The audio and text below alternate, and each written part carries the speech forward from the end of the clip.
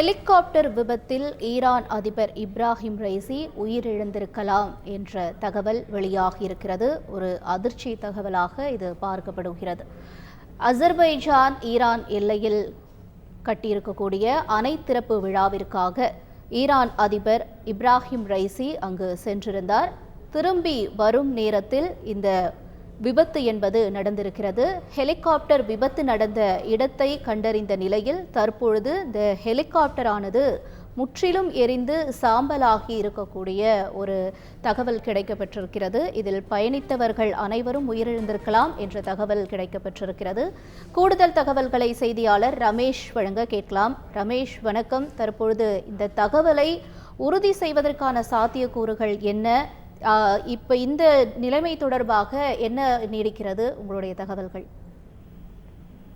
வணக்கம். நேற்று ஈரான் அதிபர் இப்ராஹிம் ரைசி மற்றும் வெளியுறவு அமைச்சர் ஆகியோர் பயணம் செய்த ஹெலிகாப்டர் ஒன்று திடீரென நொறுங்கி விழுந்து விபத்துக்குள்ளானதாக செய்தி வெளியானது. அந்த நொறுங்கி விழுந்த ஹெலிகாப்டரை கண்டுபிடிப்பதற்கு தேடுதல் படையினர் இரவு பகலாக தேடுதல் வேட்டையிலே ஈடுபட்டு வந்தனர். இந்த நிலையில்தான் ஈரான் அதிபர் இப்ராஹிம் ரைசி மற்றும் அதில் பயணம் செய்த வெளியுறவு அமைச்சர் ஹொசைன் அமீர் அப்துல்லாஹின் ஆகியோர் உயிரிழந்திருப்பதாக தகவல் கிடைத்திருக்கின்றது.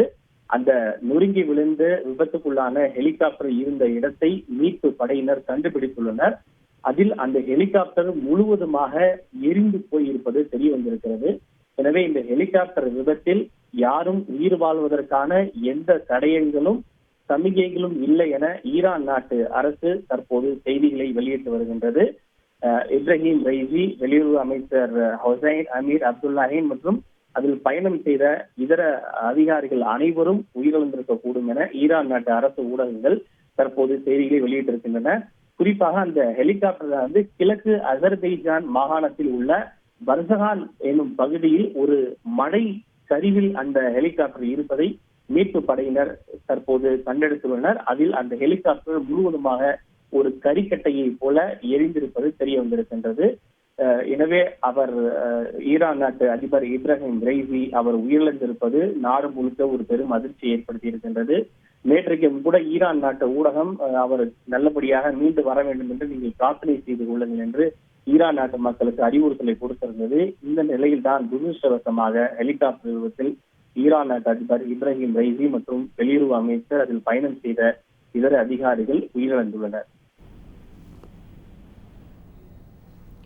ரைட், உங்களுடைய விரிவான தகவல்களுக்கு நன்றி ரமேஷ்குமார். செய்திகளை உடனுக்குடன் தெரிந்து கொள்ள உடனே சப்ஸ்கிரைப் பண்ணுங்க.